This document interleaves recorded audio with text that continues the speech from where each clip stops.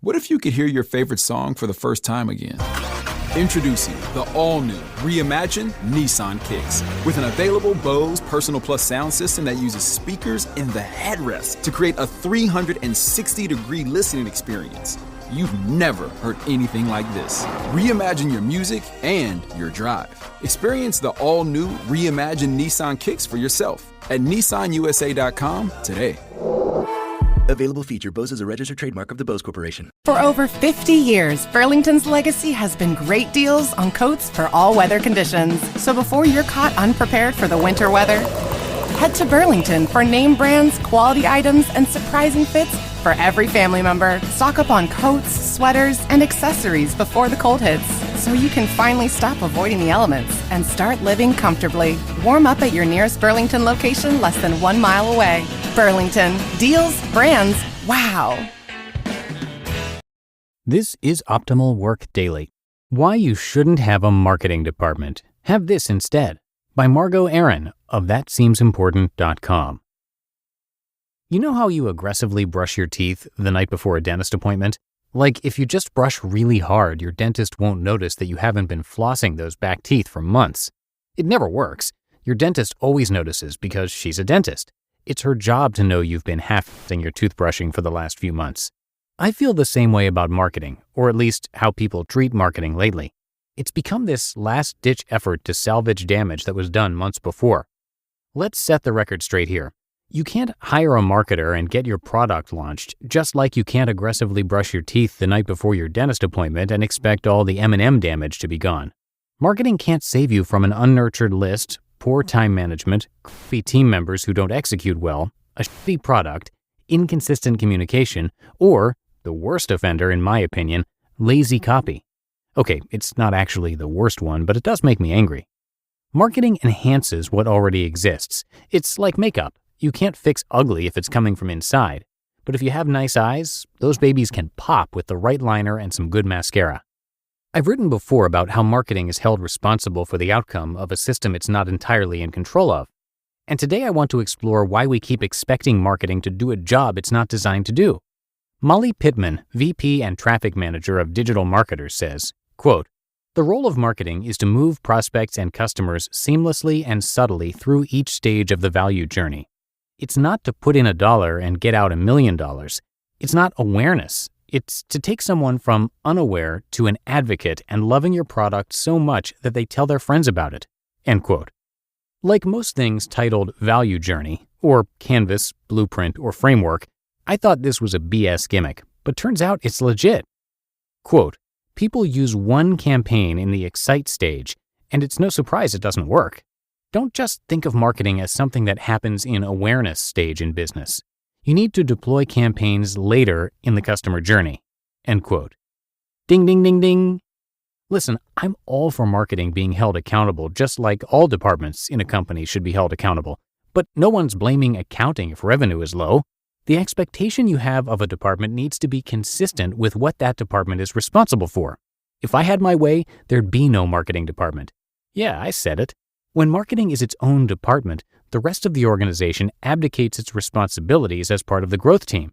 So they might say, "We made this product, we have this event, now go tell people." I can't even write that sentence without my blood boiling. You tell people. Sorry. Okay, here's the thing. You can't keep telling people stuff.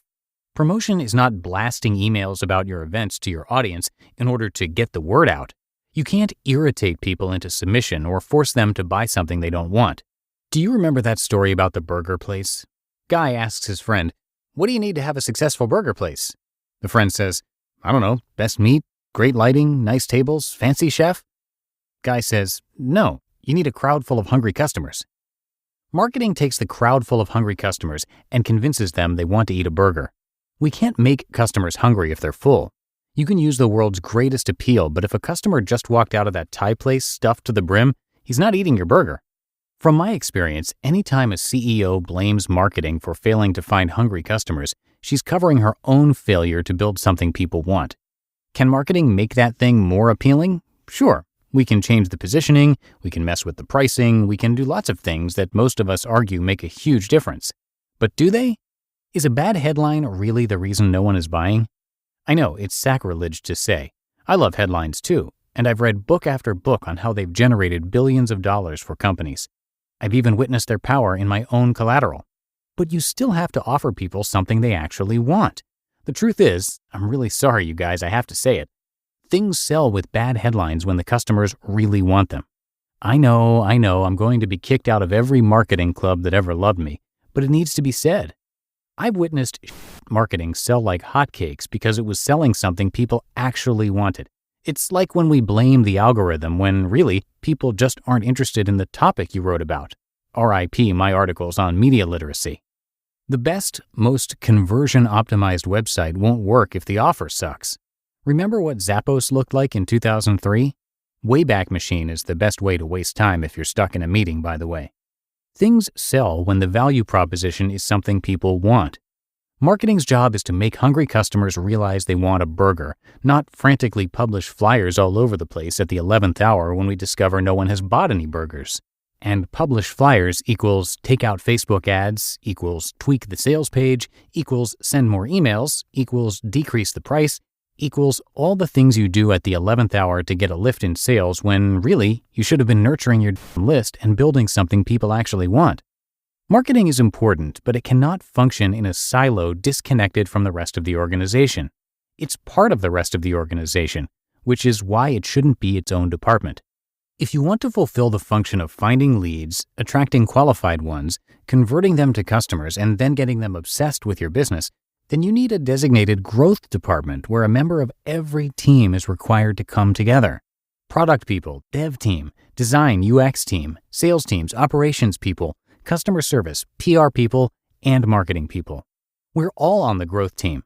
Handing stuff off to marketing is not how a system works. That's how production teams work. I made this flyer, please print it. Okay, thanks, bye. Marketing used to work as a fantastic top-of-the-funnel lead gen machine. It doesn't work like that anymore. If you've been feeling like about your abilities as a marketer, this is probably why. The role we have now is to educate people on this system. And for goodness sake, people, stop promising things you can't deliver. You know who you are. Marketing cannot replace the hard work of building something people want.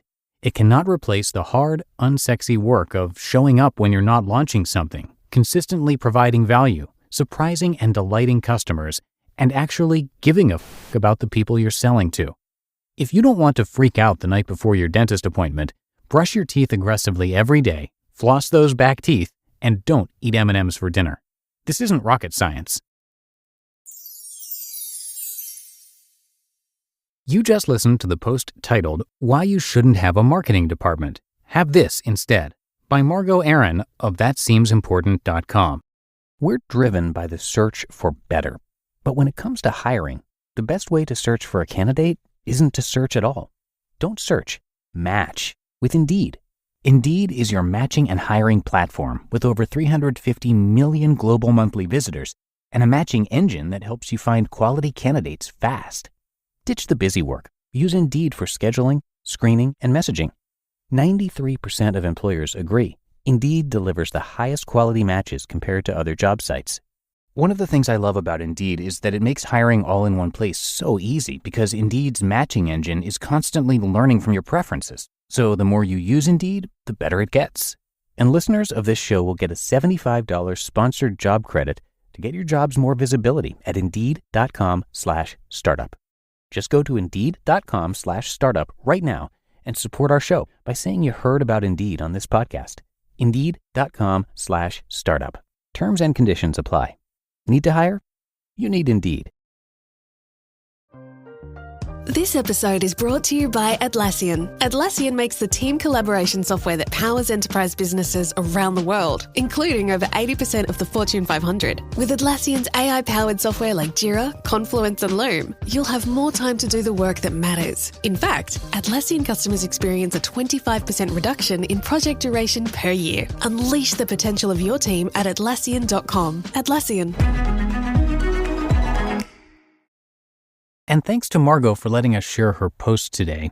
In her quest to answer the question, how do you get people to care, and not finding the answers in her job, Margo set about learning all she could about persuasion, influence, direct response, copywriting, branding, and other buzzwords, and eventually started her own business.